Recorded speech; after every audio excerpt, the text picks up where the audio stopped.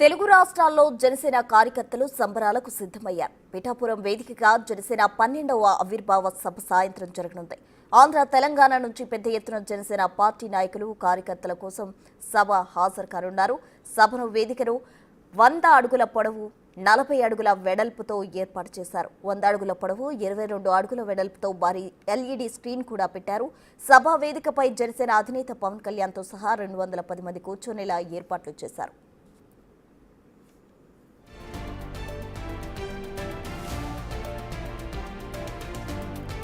సభా ప్రాంగణంలో 14 ఎకరాల్లో కూర్చునేలా ఏర్పాట్లున్నాయి. మహిళల కోసం ప్రత్యేకంగా 3 గ్యాలరీలు రిజర్వ్ చేశారు. సభ కనిపించేలా నేషనల్ హైవే వరకు 20 ఎల్ఈడి స్క్రీన్లు కూడా కనెక్ట్ చేశారు. పార్టీ శ్రేణులు 10 లక్షల మంది వరకు వచ్చే అవకాశం ఉందని అంచనాతో పోలీసులు భారీ బందోబస్తు చేస్తున్నారు. 1600 మంది జనసేన ఆవిర్భావ వేడుకల్లో విధులు నిర్వహించబోతున్నారు. సభా ప్రాంగణం చుట్టూ 77 సీసీ కెమెరాలతో 14 డ్రోన్ కెమెరాలతో నిఘా పెట్టారు. జిల్లా ఎస్పీ కార్యాలయంలో కమాండ్ కంట్రోల్ రూమ్ ఏర్పాటు చేశారు.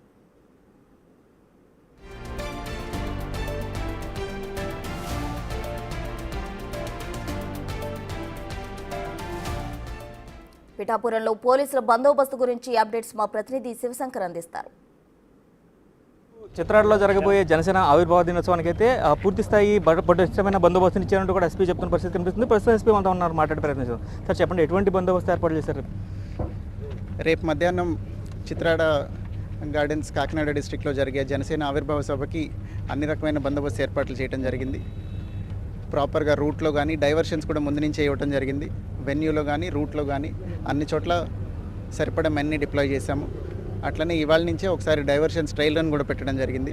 సో రేపటి నుంచి అచ్చంపేట జంక్షన్ నుంచి టువర్డ్స్ వెన్యూ కానీ, కత్తిపూడి జంక్షన్ నుంచి టువర్డ్స్ వెన్యూ కానీ హెవీ వెహికల్స్ అలౌడ్ కాదు. ఏవైనా లారీలు కానీ బస్సులు కానీ జనరల్ ప్రజల మూమెంట్ అక్కడి నుంచి డైవర్ట్ చేయడం జరుగుతుంది. ఆ 2 జంక్షన్స్ నుంచి టువర్డ్స్ ద వెన్యూ వచ్చే వెహికల్స్ కేవలం ఈ ప్రోగ్రాంలో పార్టిసిపేట్ చేసే వెహికల్స్ మాత్రమే అలౌ చేయడం జరుగుతుంది. సో ప్రజలందరికీ ఈ డైవర్షన్స్ ఉన్నాయని తెలియజేస్తున్నాము.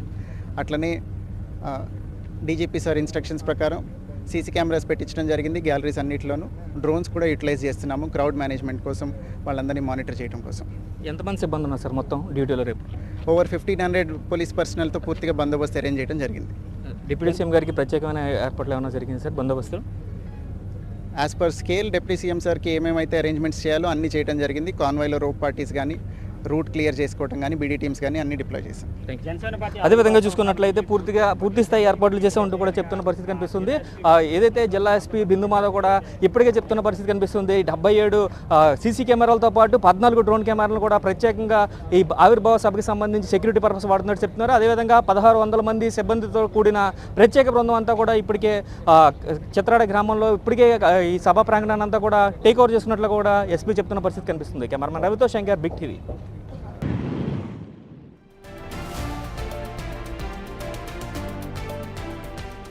జనసేన పార్టీ ఆవిర్భావ దినోత్సవానికి సంబంధించి మరింత సమాచారం మా ప్రతినిధి సాగర్ ఏలూరు నుంచి అందిస్తారు. అక్కడి నుంచి జన సైనికులు కూడా వెళ్తున్నారు కాబట్టి తాజా సమాచారం సాగర్ అందిస్తారు. సాగర్,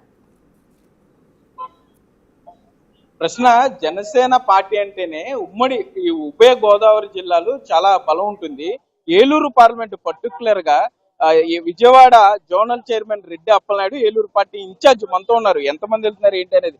సరే, ఏంటి గోదావరి జిల్లాలంటేనే జనసేన పార్టీకి పట్టుకొమ్మలు, ఎంతమంది వెళ్తున్నారు మొత్తం ఆవిర్భావ సభ? గోదావరి జిల్లాలే కాదు, ఇవాళ ఆంధ్రప్రదేశ్ అంతా కూడా పవన్ కళ్యాణ్ గారు వంక చూస్తున్నటువంటి పరిస్థితి.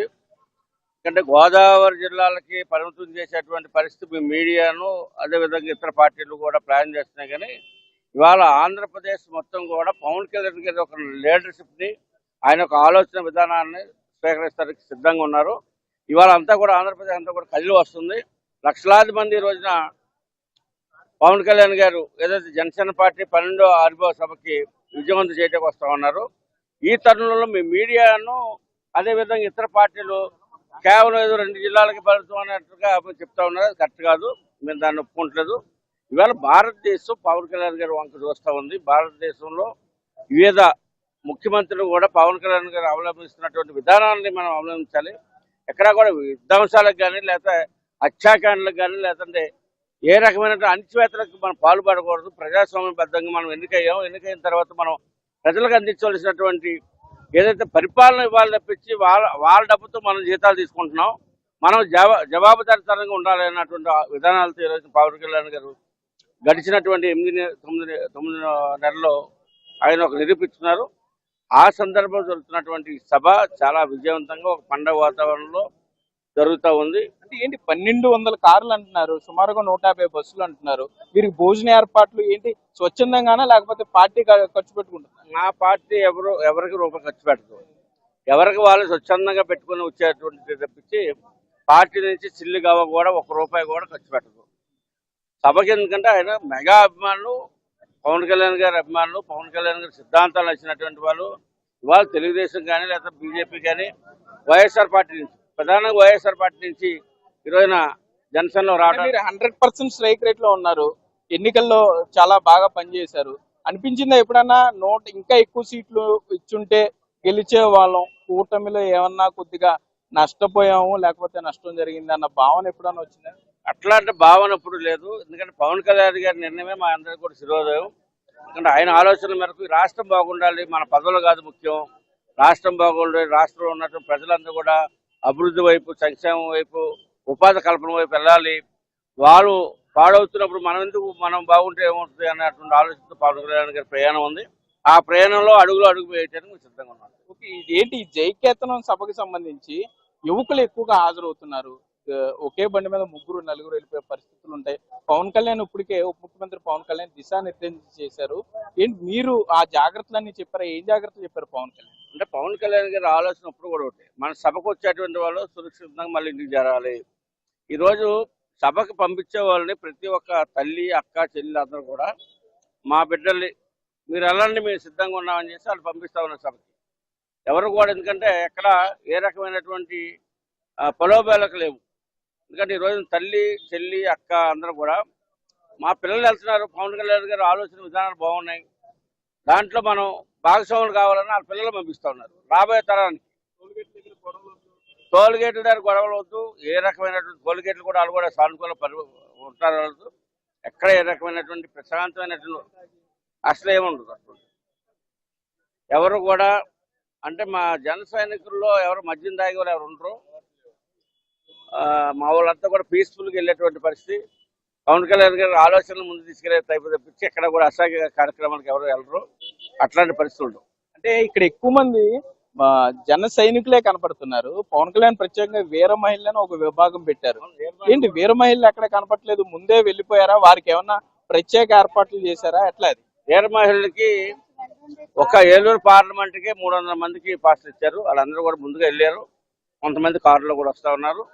ఎక్కడ కూడా ఎందుకంటే వీర మహిళలే బలమైనటువంటి శక్తి.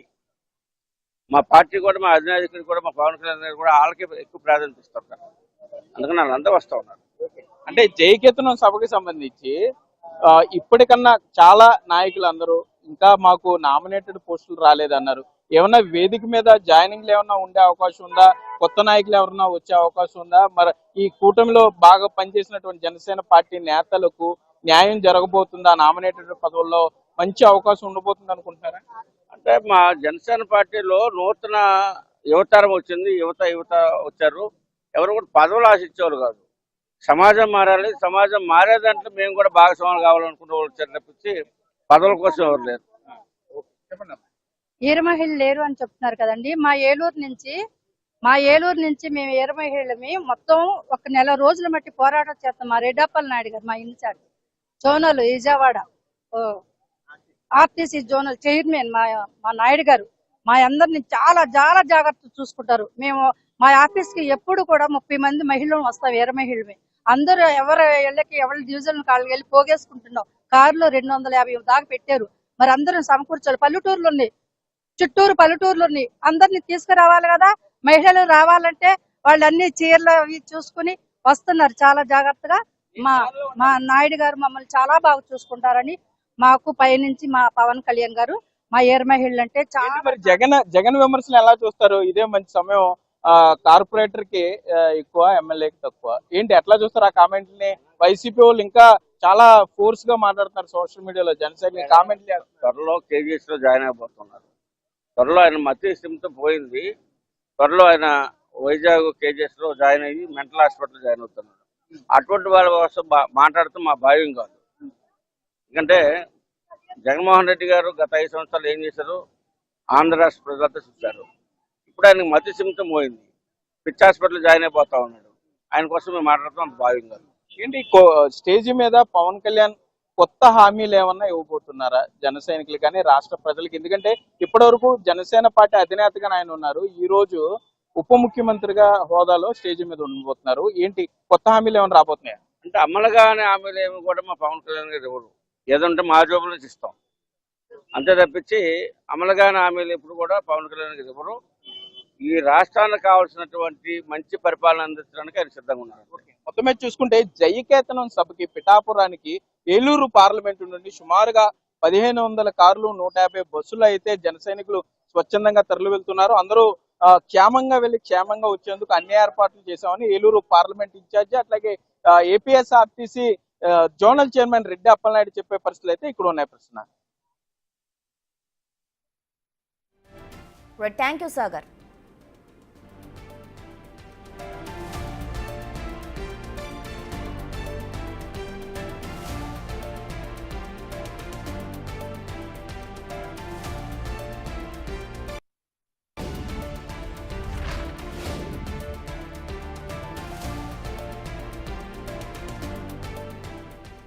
రైట్, పిఠాపురంలో జనసేన ఆవిర్భావ దినోత్సవానికి సంబంధించి అధికారులు అన్ని ఏర్పాట్లు చేస్తున్నారు. అక్కడ తాజా పరిస్థితి మా ప్రతినిధి రాజు లైవ్ లో అందిస్తారు.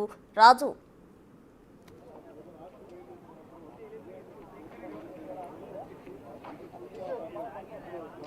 మొత్తం ప్రస్తుతం అయితే పిఠాపురం వైపు వస్తున్నటువంటి పరిస్థితి అయితే కనిపిస్తుంది.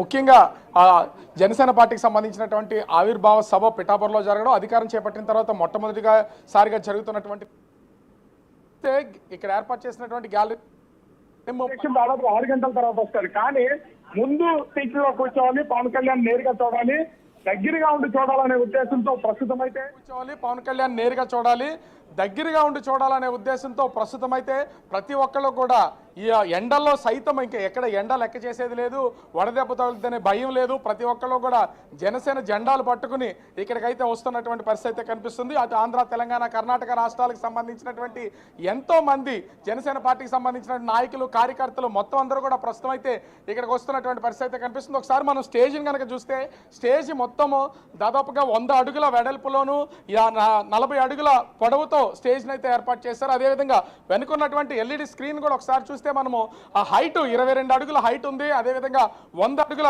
వెడల్పు అయితే ఉన్నటువంటి పరిస్థితి అయితే కనిపిస్తుంది. మొత్తము అటు పవన్ కళ్యాణ్, అదేవిధంగా డిప్యూటీ సీఎం హోదాలోను, పార్టీ అధ్యక్షుడి హోదాలో పవన్ కళ్యాణ్ తనతో పాటుగా 21 మంది ఎమ్మెల్యేలు, 2 ఎమ్మెల్సీలు, 2 ఎంపీలతో పాటు మొత్తం 25 మందికి సరిపడేలాగా 25 చైర్స్ అయితే అక్కడ ఏర్పాటు చేసినటువంటి పరిస్థితి అయితే ఉంది.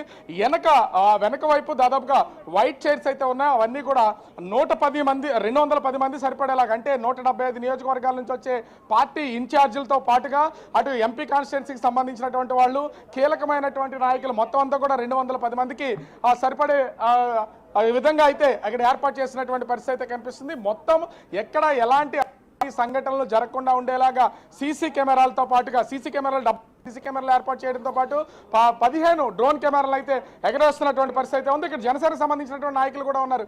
ఏంటి మొత్తం ఏర్పాట్లన్నీ ఎలా ఉన్నాయి? ముఖ్యంగా చూస్తే ఉదయం నుంచే వచ్చేస్తున్నారు. వచ్చేటటువంటి వాళ్ళకి ఏర్పాట్లు ఎట్లా ఉన్నాయి? వాళ్ళ భోజనాలు కానీ ఇతర అసలు అంతసేపు ఉండగలరా వీళ్ళంతా? ఇప్పుడు ఏర్పాట్ల విషయానికి వస్తే ఏర్పాట్లు అయితే ఉదయం 7 గంటల నుంచే అన్ని టిఫిన్లు కానీ, పులిహార కానీ, దారి తుతకి కూడా అందరికీ వచ్చే వెహికల్స్ మరీ ఆపి పెట్టడం జరుగుతుంది. ఈ పిఠాపురం నియోజకవర్గంలో పవన్ కళ్యాణ్ గారి నియోజకవర్గం ఒక ప్రతిష్టాత్మకంగా ఈ కార్యక్రమం జరుగుతుంది. ఈ కార్యక్రమంలో ఎవరికి ఏ లోటు లేకుండా ఇంచుమించు 10 లక్షల మంది జనాన్ని ఇక్కడికి సభకి హాజరయ్యే అవకాశం ఉంది. కాబట్టి వాళ్ళందరికీ సరిపడా మనం పిఠాపురం నియోజకవర్గంలో ఏర్పాట్లు ప్రతి అడుగుకి కూడా ఏర్పాట్లు చేయడం జరిగింది. అంటే ఓవరాల్గా చూస్తే ఇక్కడ పూర్తి స్థాయిలో ఏర్పాట్లు అయితే ప్రస్తుతం అయితే పూర్తయినటువంటి పరిస్థితి అయితే ఉంది. దాదాపుగా 10 లక్షల మంది వచ్చినా కూడా ఎవరికి ఎలాంటి ఇబ్బందులు కలగకుండా అటు వైద్యంతో పాటుగా వాళ్ళకి భోజనాలు కానీ, వాటర్ ప్యాకెట్స్ కానీ అన్నింటినీ సిద్ధం చేసి ఉంచామని ప్రస్తుతం అయితే ఇక్కడ ఏర్పాట్లు చూస్తున్నటువంటి నాయకులు అయితే చెప్తున్నటువంటి పరిస్థితి కనిపిస్తోంది. Thank you Raju.